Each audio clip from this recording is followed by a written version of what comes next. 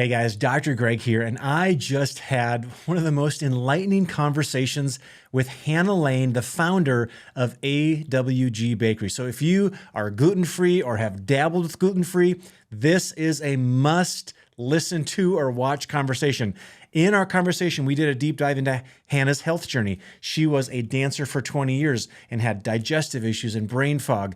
We then went into her background into food science. She actually worked for a protein bar company and then started to, in her own kitchen, make her own gluten-free bread. And now 3.5 years later, she has a nationwide company that has some of the cleanest ingredients out there. By the way, we're going to do a deep dive as to why most of the gluten-free breads out there are junk and they have bad ingredients, and you're still being exposed to the things that will trash your gut. So all things gut, all things yummy. By the way, if you grew up like me, you love a good sandwich and you felt you had to give that up to be on a gluten-free journey, but it doesn't have to be that way. So our conversation is fun, it's light, and I hope that you get through this and you are so encouraged about the information of good products that are out there for you and your loved ones. Hey guys, Dr. Greg Mongeon here, and on today's episode of the Daily Dose with Dr. Greg, I have the founder of AWG Bakery, Hanna Lane. Hanna has an amazing journey of her own health into being in her kitchen making her own product, and I'm excited to share time with her today. I'm so excited to be here. Thanks for having me. Excellent. So Hanna, you have your own journey. We all seem to have our own journey that got us where we are. So to like take me back to where like the first symptoms or signals in your world came about and you're like, okay, something's got to change. Yeah, so I grew up as a dancer. I started dancing when I was 3 years old, very aware of my health and my body and that energizing myself. And so I knew the basics of eating healthy and feeling great. And so basically, fast forward when I was 23, I started to have brain fog, weight gain, fatigue. I was not thriving like a 23-year-old should Right. feel. Yeah. So that was when I started my journey on trying to figure out what was wrong with me. I never was one to run to Western medicine, Yeah. but I had never explored functional medicine or anything like that quite at that time. So I went to a chiropractor and I told him all my symptoms, Yep. and he's amazing. And he told me, I think you have this and that, and, or, Hashimoto's, hypothyroidism, but no labs or anything. So we worked for a long time to try to figure out what was my problem, Okay. but it wasn't really getting to it. Just my chiropractor wasn't enough. Okay. And it was getting worse and worse for me. Okay. And so then I needed something else. So I sought out Western medicine. I went to a regular doctor, Yep. got my labs, and they were like, you have hypothyroidism, Hashimoto's, and I'm going to put you on medication. Right. Which is not something I wanted to do. But at that point, I was so desperate. Right. And I think what a lot of people get to, they're just desperate. Yeah. So I got on medication. I was on that. It wasn't really doing that much. And so I went back to them, got my labs done, and they were like, oh, we're just going to up your dose and you're going to be on this for the rest of your life. You're going to be on medication. And being 23, I was really not going to accept that because I know better. That's ridiculous, So I found an amazing functional medicine doctor. Cool. That changed my life. I got comprehensive hormone panel. Yeah. She taught me all about doing a total lifestyle overhaul. Right. With my diet, with my just stress, Yeah. food, everything, which the doctor just did not do for me. I know, Hannah, which what I heard they have their place early on. Yeah, I go heard ahead. you say like, I started dancing when I was 3, and 20 years later. And for anyone that's a part of like dance or gymnastics or cheer, it is not like a hobby, right? It is like an all-consuming, highly demanding, figure aware world, because you have to like look the part, right? So yeah, just think of the stress load on your system for those 2 decades. So, okay. So you stepped in and it wasn't just labs. It was also like, hey girl, like this is more than just vitamins and diet. Like we got to look at the big picture of this. Cool. Keep going. Exactly. It was everything. It was hormones. It was supplements. It was just everything. It was just, I needed to just do a total lifestyle overhaul, even though I was considered I was eating whole wheat bread. I was having, Greek yogurt in the morning. I was doing things that a typical person would say was a healthy lifestyle, Right. but I was also living with a low level stress anxiety, Whoa. which I think is a slow killer. Undoubtedly. And so and I was eating out of plastic containers and stuff like that. Yep. So since we couldn't really nail down exactly what it was that was causing this, Yep. I just started to try to get to the root cause. I had leaky gut. So basically, this led me to cutting out grains and gluten. I tested sensitive to gluten. I'm not celiac. Right. But which a lot of people are gluten sensitive. It's not necessarily gluten. It's glyphosate. Amen. That's Yes. so it just depends. Right. So, but I totally cut out the grains, and that's when I started working on my recipe for AWG. Oh, okay. So that journey Yes. was slow, testing little things. And then what was the first, hey, I'm onto something with this lifestyle thing? What was the first symptom shift that you saw on that journey back to the real Hannah? Yeah, it was really all of a sudden because also I got debilitating migraines. Oh, So that was the first thing that really started to change. I was not getting migraines. I had energy. okay. And I think the first thing I started to implement things and would kind of notice changes, but it really wasn't until I did everything I could to lower my stress Oh, and breath work. That yeah. was huge for me. That was a total mind shift. And that when my mind was there, then I could like wrap my head around. I think it was just everything was going so crazy and it was so overwhelming. Yeah. And I think the breath work and the stress was I huge. love hearing you say that, Hannah, because so many people are looking like for this like really expensive niche thing, or they want to go to the South America and do an ayahuasca journey. And I'm like, well, how about we start with the low hanging Yes. fruit that's free? Like, how are you Yes. controlling your breath? I have a Yes. huge background in neurology, and we know that the most effective way to take your body from this stressed and taxed state into a state that says, hey, I'm good, is your breath. So so that's A one hundred thing percent. like you like like they say in Monopoly, right? Do not pass go, do not collect $200. How are you managing Yes. breath, and what tools are you using? We giggle. I've done this for over 20 years. I for years I've Yeah. called these things like God's and Grandma's tools, right? The things that just work, right? So breath, getting Yeah. your nervous system to a place, and then what it does, at least what it did for me, was just allow me to slow down and be like, Yes. okay, 100%. not just being frustrated about my health or my journey, but be able to slow down and go, what is my body saying to me? So I have this, so I've been doing this for 20 years. I believe that the body responds appropriately to its environment, right? So Yeah. my digestion's off, I'm stressed out. It doesn't mean that you have a lack of Prozac and you need to take a bunch of these meds. The question is, if you have that perspective, then just ask a good question and slow down, right? Yes. So I love that. Okay, time out now. So not everyone rushes to their kitchen and starts making their own recipe when they have found Yes. some things. So, and by the way, I come from a family where my mom and my dad were both raised on large ranches, and my mom was actually a home ec major. So I Oh do my come from a gosh. house where we cook things. I do come from a house where we actually had our own stone grinding mill. So that's how we would do things Wow. as a kid. So I'm curious. So back the truck up a little bit for me, Hannah. Yes. What was your background that said, I'm going to take this to my kitchen? Well, I had so I was a professional dancer in my young 20s, and then I kind of needed to do other things, and my passion was really health food. That already was my passion. So I already started working for health food companies. Okay.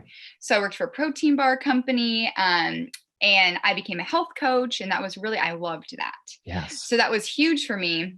So then while I was sick, I was working for a startup protein bar company. Okay. And so I was really working, which was not good for my stress, which is really hard to say. Of course, people can't just like stop stress. But Yeah. um, when I had to become paleo and gluten free, I just loved learning about health foods and, going to Air One Market in LA. It's like the top health food market. I don't know if you've been there before, Haven't. We'll have to but check it out. Oh my gosh, it's the healthiest of healthy, and it's delicious, and they have a market and food. And so basically I became obsessed with doing this, Right. but I was like, I didn't want to cut out bread out of my life. I mean, and nobody does, because it's a staple, it's like, that's the comfort food. You can go without cookies, you can go without cakes, but you want bread, I know and like you when use the people word think, staple. go I ahead. use the word like anchor. Like if I think back to my Yes. childhood, I think of like coming in and playing with my buddies, and mom would have a sandwich, right? Ready for us. There's these Yes. huge anchors Yes. to our lives of good times and times with friends. So you're like, no, I'm not giving up that anchor or that staple. Yeah, exactly. And it was so hard because the bread out there, I had become so educated on looking at ingredients and stuff like that. And there's so much greenwashing when it comes to bread, in terms of, you see it and it says, oh, keto, and it's so healthy. And you look at the ingredients and it's so bad. And it's worse than eating normal bread. Right. And so I really, and then so I was trying to find a grain free bread, which is, a step beyond gluten free, Yes. because so many gluten-free breads contain rice flour and oat flour and flours that are just kind of not super nutrient dense and more Okay. carby. And Yes. so that's when I started working on my own bread, because I loved to bake and cook at home. I shared my recipes on my Instagram. So I'm like, I'm just going to start working on this. Okay. And started working on my bread at the same time I was working for this protein bar company. Okay. And all of a sudden, the funding went through on the protein bar company, and I Uh-oh. lost my job. Oh my God. So I was at home with this great bread recipe and no job. So I'm like, I'm going to try to sell this. And it was the scariest thing I ever done. Yeah. And I had my bread and I was making it at home. I could only make 8 loaves a day. It takes so long to make. Okay. And I posted it on a local Facebook group and it went crazy. And I instantly knew the demand was there for something that was different and healthy. And so that was when it really all started. Oh my gosh, Hannah. I love when the world says, the only way that you're going to do this is if I pull the rug on something that is Yeah. maybe a comfort in your world. And I think we can all look at our life and go, had it not been for the protein bar company getting funded, AWG probably wouldn't be a thing, right? Because you'd be like, well, this is taking my time and 100%. my attention and my focus.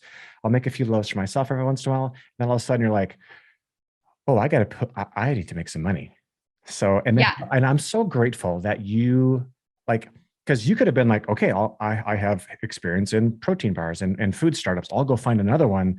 But you kind of had this like seedling, dare I call it, things in Yes. there. And you're like, I'm going to double down. So, okay. So you started making loaves of bread. You could make 8 loaves a day. It just for perspective, for those that have probably never baked a day in their life, from the time you grabbed your first bowl in the kitchen until the time you had a loaf wrapped and ready to be delivered, what was that time, that length of time? It was about 6 hours. Wow. Yeah, I mean, and their is just known for taking a long time. And then when you're doing it at home, I had one oven, and then I even bought mini ovens on Amazon. So I had like these ovens lined up in my kitchen, and I blew out a fuse a few times. Right. Okay, so then And go ahead. I was buying my ingredients on Amazon. So I was literally losing money on this bread My because word. I was spending all my time, and everybody thought I was crazy. So that's that was the beginning. That's crazy. Okay, so we start selling locally, and then Yeah. that demand is bananas. And then you're like, Yes. okay, now you're up against another like shift, right? So Yes. then what was the big decision in front of you? Like walk me through that next big step. And mind you, this is at the same time that I'm trying to heal myself. I have not healed. I am still struggling with my health issues at this time. Wow. Okay. But it was the best thing I could have done for myself, because it was so good, because I was my own boss and I loved being in control of my life and career. And if you So needed a chance to pump the brakes and simmer for a bit, you could do that. yes. And I went from my whole life from just killing myself all day, school to dance practice, to working for this startup. So it was like almost exactly what I needed at the time. So I yeah. love it. I love it. Okay.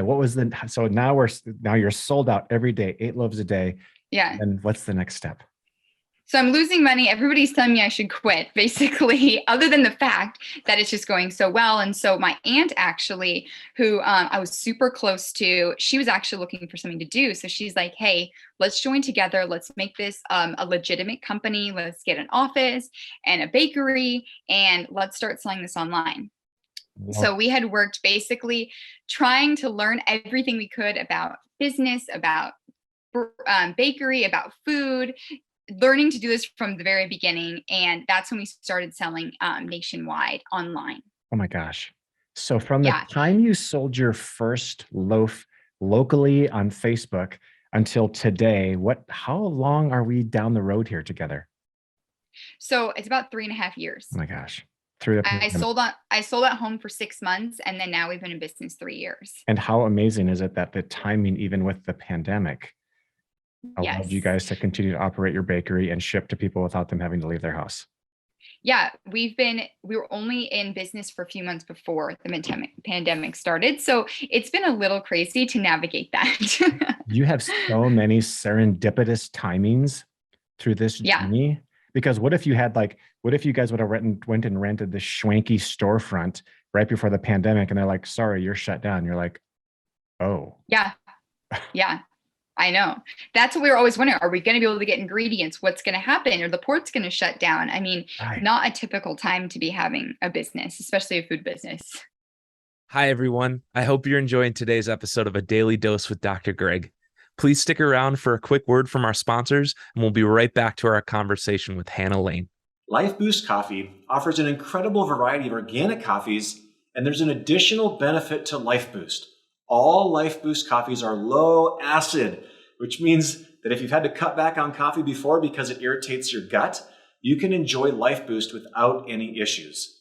People are often amazed at the difference between Life Boost and other coffees. For example, Life Boost doesn't sit on store shelves for months.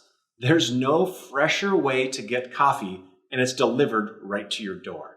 Since you're listening to my podcast right now, they're running a 50% off special for your first order.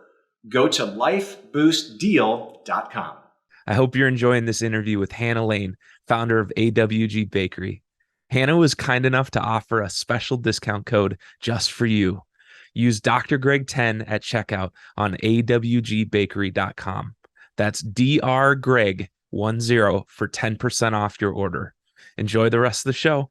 A little bit ago, you touched on that not all gluten-free is created equal. So these people that are going out to their grocery store or their Costco or whatnot, and all they're looking for is gluten-free. I almost feel, because I've been in this world for about 20 years, I almost feel like as long as it says gluten-free, that's the only thing they need to see. So tell our listeners, like, it's not just gluten-free. What are the ingredients inside? And you had mentioned like rice and oat and some of those things. What are some of the ingredients that our listeners need to have a beacon up when they turn that label around and start reading ingredients? Yeah.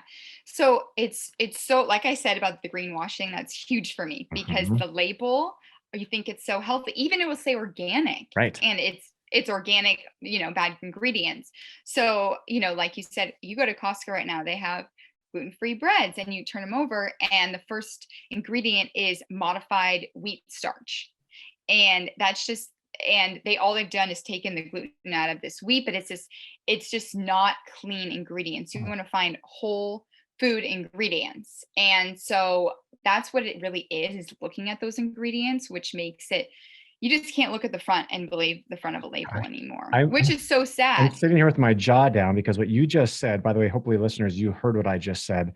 What the bakeries are doing, because all they know that you care about is the word gluten. So they're taking this grain that's full of glyphosate and all these pesticides and herbicides, and they're cherry picking out, in this case, a protein and leaving the rest of it after they've plucked this thing out. And it's the number one ingredient. By the way, the number one ingredient on any label is the ingredient that there's the most of, right? Yeah. So, yeah. 100%. Toledo. And yeah. I'm like speechless right now. So that's a big deal. And they're doing this also so they can sell it at a low price. So not only is it not organic, but it just doesn't have clean ingredients. So the combination is worse than if you had a homemade glutinous bread almost, unless of course you're celiac or Totally. And I believe and what I'd like to know your opinion, Hannah. So I have very few people that are true celiac patients, and I have yeah. gobs and gobs of people that are gluten sensitive. And I honestly grew up in wheat farming, North Dakota. Like my Yeah. mom's uncle has, actually my mom's sister's family has like a 5,000 acre wheat farm. And by the way, Aunt Pam and Uncle Tim, I love you. Though, what I'll tell you, and you get this, but the listeners need to hear this. What they do to their wheat crop 3 days before they harvest their wheat crop is they spray the entire field with Roundup.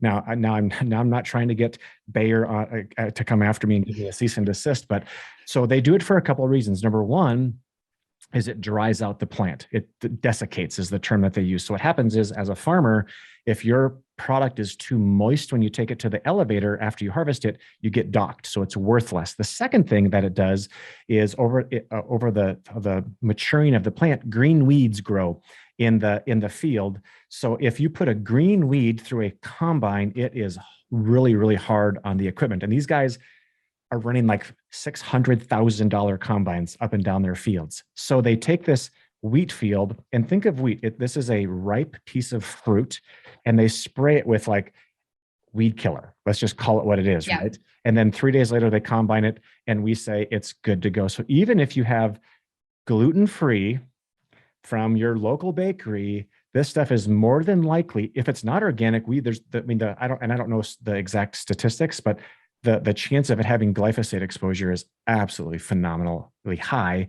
And I believe that we're actually glyphosate sensitive just as much, if not more, than we are gluten sensitive. 100%, which will cause leaky gut, which causes just everything. I mean, the amount of symptoms that can come from gluten and the glyphosate and everything is just crazy. So that breaks my heart. And by the way, there's actually labs now, and this is not to like pump labs, but there's actually labs that can measure glyphosate levels in Really, I've not done that. bodies. Yes. So, and we actually know for the listeners that, so there's been some amazing PhD people that have done a lot of research in the glyphosate world. We actually know that it likes to bioaccumulate in connective tissue. So think of like your joints. So it likes that tendon, ligament, soft tissue components. So, and then thank goodness that there's enough exposure, because there are actually certain products that can bind glyphosate. But let's remember we talked about low-hanging fruit breathwork, right?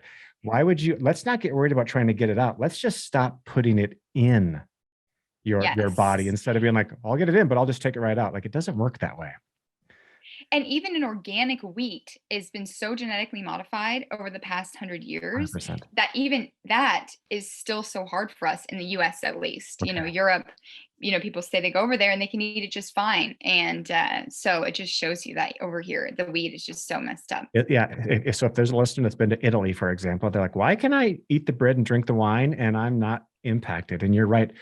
Like wheat 100 years ago, the wheat plant was like 4 feet tall here in the United States. And now it's like 2 feet, so it's called dwarf wheat, right? So it's just a very different product. Okay, so you're armed with all this stuff. You're savvy in the kitchen. You start making these loaves of bread. Now, without giving away the secret sauce and the secrets but help me understand why your product is just even that much more superior ingredient-wise and preparation-wise than the stuff that I go get from Costco, for example. Yeah, so I really wanted it to be nutrient dense. So it wasn't, when you typically think of bread, even a wheat one, it's kind of an add-on. Well, I really wanted it to be a nutrient dense addition to the meal. So there's a base of almond flour, coconut flour, and arrowroot. So that really makes it so nutrient dense that you don't feel like, oh, this is, I could skip out on this because I probably shouldn't, kind of a thing. So that, plus actually making it taste good, because there are a few other breads out there, but they kind of taste like cardboard, and it just doesn't, you can try to convince yourself that you're eating something delicious, but it doesn't give you that comfort, It's cardboard. Cardboard is the term that I have used so many times, because it's gluten-free, but you're like, man, this is nasty. So exactly. So what I heard you say is almond flour, coconut flour, and arrowroot. And I know those kind of the main ingredients that give not only the nutrient dense component, but also, like, when I hear of those things, even like for the gut, like you're telling me like prebiotic fibers and some of the things that can go in and give that gut the nourishment that it needs to heal. because that's leaky gut's a big thing. I actually did a post on social like 6 months ago about leaky gut, and of course everyone has an opinion, and on social media they really have opinions. But this one person came back and said, my general practitioner said there's no such thing as leaky gut syndrome, and we were like, So we actually and we can put it in the show notes. We actually put a piece of research from Harvard talking about leaky gut syndrome and tight junctions, and it's a big deal, you guys. So like you talked about fatigue and brain fog.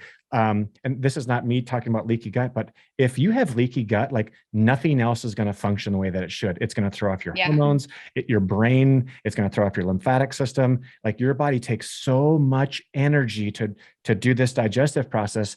If you have leaky gut, your body, it thinks that things are going into your colon, and it's like, all right, I took care of you. You're out of here. But the reality is they get recycled. So it's just the analogy that I tell my patients, it's like you went and cleaned up your kids' bedroom and you took all the garbage and you put it in the garbage can. And then you came back 5 hours later into the kids' bedroom and you're like, what the hell? Like who's playing a joke on me? This is all back here again. So the term in functional medicine is auto re-intoxication. So what it does, it literally redistributes. And just think of, if you're a parent listening to this, just think of the energy it takes to clean your kids' rooms.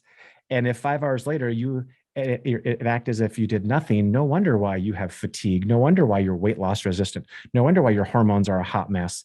So that's the gut. And then also there's this huge gut brain connection, right? So you talked about brain fog. And so I am so grateful so time out. So now you said that you're shipping this stuff. Girl, you have a fresh product. It is like time sensitive. It's perishable. How in the world, by the way, whose idea was it like, hey, let's just start shipping this stuff around the United States? It was really, it was because on my Instagram, people were messaging me like, I'm in Michigan. I don't have any access to healthy food. I'm in Ohio. Can you ship this?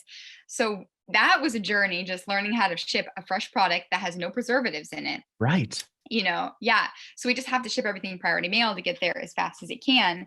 And it actually does last a pretty good time out of the fridge, but it is stored in the fridge because of those no preservatives. I love it. Where you see some stores had the bread sitting out on the shelf for like 2 weeks. Oh my goodness. And you're like, how is that possible? It's because it just things they input in it that's preservative.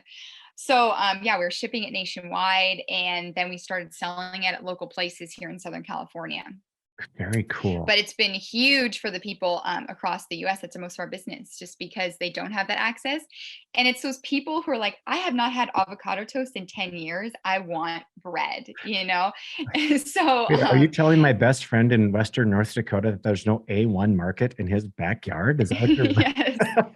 And that's the thing. Exactly. I love that. And I also am grateful. I think there's good that comes out of everything. So even take the pandemic, right? And look what it's forced us to do. It's forced us to say, how do we do this even with the craziness of this world? So sometimes those tensions allow us to become innovative, right? So in your guys' case, and obviously it happened before that, like I love the fact, like when I think of health, I actually think of my best friend's wife in North Dakota. She's 90 miles from the closest grocery store. And I say, how could she have access to the best product, the best healthcare, regardless of her zip code? So you guys have figured that out. So not only do you ship, and correct me if I'm wrong, do you guys do like a subscription model where people can just be like, send me a loaf? So how does that work? That's amazing. So bread is something that you go through and you then need it again. It's one of those types of things you can use it for every meal, every snack, breakfast. So you can sign up and then they can get it every 2 weeks or every month or whatever they want.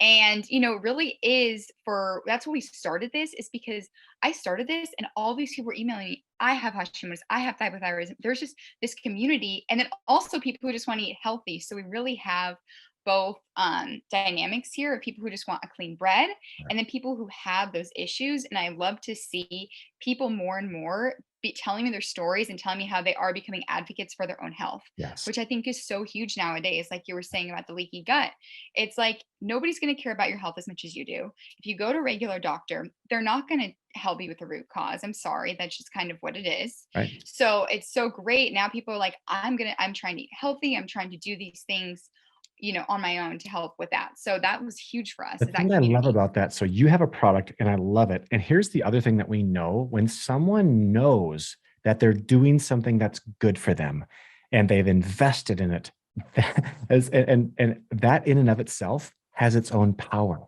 because when they Yeah. grab that loaf of your bread, they're like, this is the real deal. This is healthy. This is going to nourish my body and my cells and move me in the right direction. I mean, the placebo is a real thing. And not only do they think that, you also are truly giving them those components. So I love that. Yes. Okay. So you said we went from your kitchen and then you and your aunt came together and you guys talked about getting a bakery and a kitchen. So are we still in that V2 space after your kitchen, or where have we been since this 3.5 year journey? Yeah, so we have our shop. We ship nationwide. We're sold on the menu at some restaurants here in SoCal. With COVID, it was our goal before this was to get into all the Whole Foods and all the retailers. But with COVID, things kind of stopped. In terms of that, so we just were focusing on giving people their bread. People wanted to stock up on the food, so Right. that was our main focus. So starting in the beginning of this year, that's what we're really working on, is getting into those main retailers to even make it more accessible for people. Gosh. So are we still Yeah. in the V2 kitchen, or have we like grown and now we're in some monster production space? What does that look like? We definitely have a bigger dedicated gluten-free bakery now. That's so cool. And Yeah. I don't have your website up in front of me. How many different choices do people have when they go to your site? So we have our plain everyday bread, which is what all the recipes are based off of. And then we have flavors based on that. We have a rosemary and everything, like in everything but the bagel bread, Yeah. Cinnaspice, which is a My, sweet my, my one. producer just pulled up Cinnaspice, and like you had, Yeah. I could see some amazing French toast out of Cinnaspice.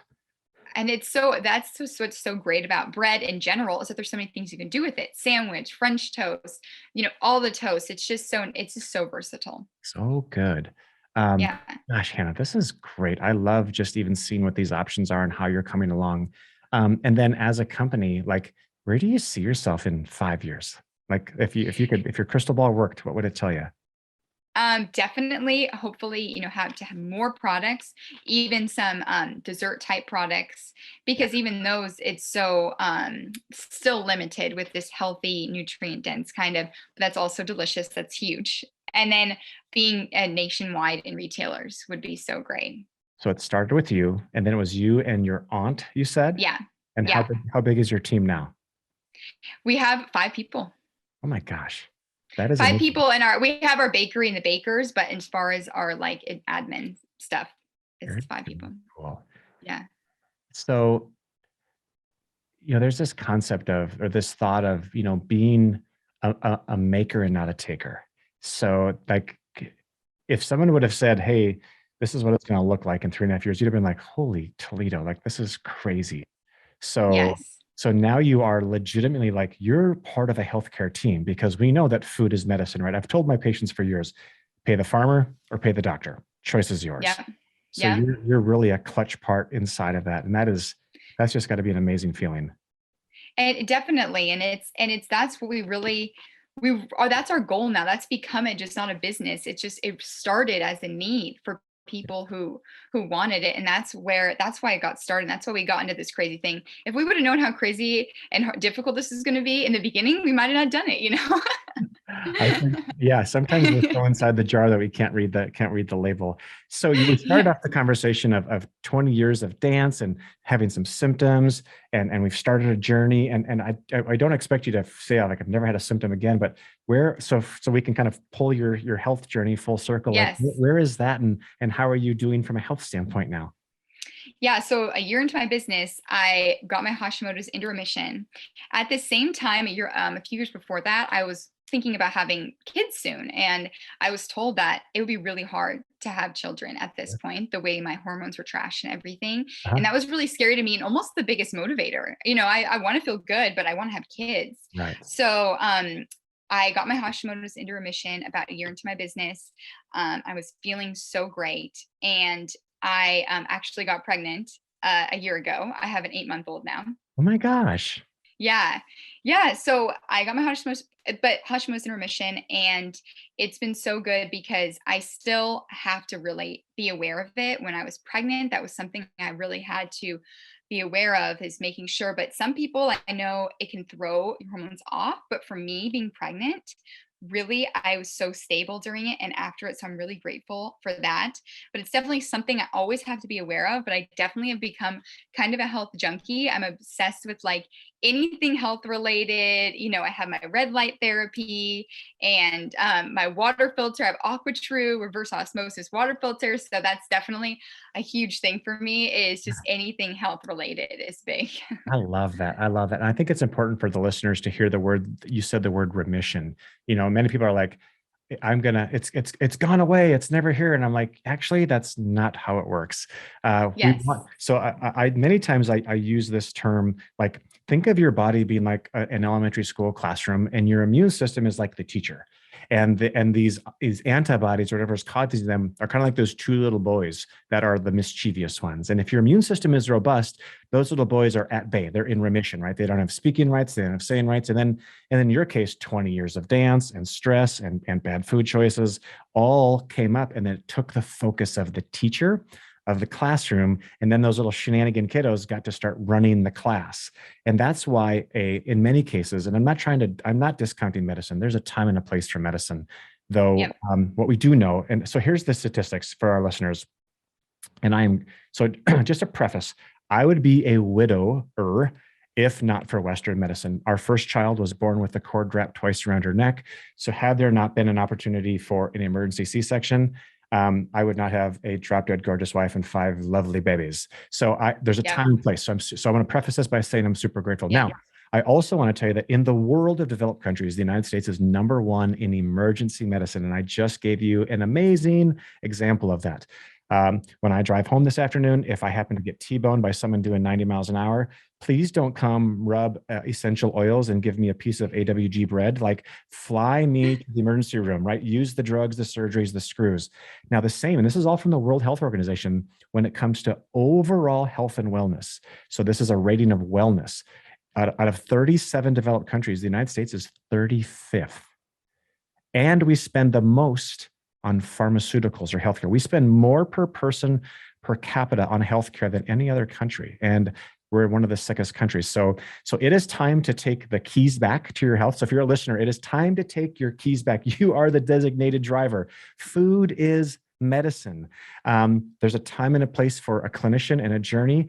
And do not discount the mental health part of that journey. So many people are like, I tried this program and I tried this diet. And I was like, cool. What did you do for stress release? And how did you address childhood trauma? And do you do breath work? And do you journal? They're like, yeah, no, I just took the vitamins. So I was like, well, so don't expect, if you're stressed out and have stressful relationships and a crappy job, don't expect a vitamin to fix those things. Right. Like, and I think now more than ever, it's researching. It's don't listen to it wherever you go, functional medicine, Western medicine, you need to do your research and not just blindly follow, I think, what anybody says, really. And that goes back into when someone has a piece of that bread because they've researched it, they know that it's good. Yeah. Then there's like this spot of their soul that says, this stuff is good for me. And I know it's good for me. And I've invested in myself. And then they get that kickstart from there. So Hanna, I am impressed. I tell you what, to go from working for a protein bar company with being a little bit savvy in the kitchen and all of a sudden whipping up some things, buying your own ovens off of Amazon, dang girl, and doing it as a loss leader, but knowing that it's still like this mission on your soul. Like, there are people that are like, true. I'm sure you get I know for me, one of the most fun parts of being a healer, a clinician, is when you get those messages, those things that are like, you've changed my life. 100%. We get those all the time. And then it's worth the crazy sauce, right? Because you guys, I'm sure, have dealt with distribution issues, shipping issues, all of the things that we've dealt with. But yet there's this like when you close your eyes and the question is, why do we do this? You see this flood of people reaching out to you saying, thank you. Thank you. Life is better. I'm better. And you're like, okay, nose down. It's worth it. Yeah. I love it. Okay. How do people find you? What's the website? How does that work? Yeah. On our Instagram, where we love to post recipes and all sorts of inspiration at AWG Bakery. Okay. And then our website is just awgbakery.com. I love it. So Hanna, I am so grateful to have you as a part of this. Again, I do this because I'm super curious. I'm excited to get your products. I have we are super health conscious in our house also. And I'll be honest with you, we've up till now bought some of the stuff and now I know to read better. So thank you for just the awareness, right? What I've told people is I want someone to never say to me, how come you never told me? Right. So if you're listening to this, you've been told, you know better now. And not only, I'm not saying that you have to go and buy AWG bread, but you actually at least understand, if anything, even if you took one thing, right? Like if the first ingredient is, this deglutenized wheat product, then you're still consuming a lot of those nasty chemicals. So Hanna, I am super grateful. We're going to point people to your site and get them their stuff. And I am going to get some stuff shipped out to us because I am a bread snob and I have these huge anchors as a little kid for our breads. So I am just super, super grateful. Thank you so much for your time. Thank you so much for having me. It's been so fun. Hey guys, Dr. Greg here. We need your help. We exist to get this information to people literally around the world. So if you have found value in our podcast, we would love for you to like, subscribe, comment, and if you are willing to give us a 5-star review, we're going to put your name into a drawing for my favorite vitamin D product, DV3. I have used this as my sole vitamin D now clinically for over 7 years. So what you need to do is jump into wherever you listen to podcasts and give us a 5-star review, and then you will be put into a drawing for your own free bottle of DV3. Again, like, subscribe, share with your friends, help us get this information to everyone around the world.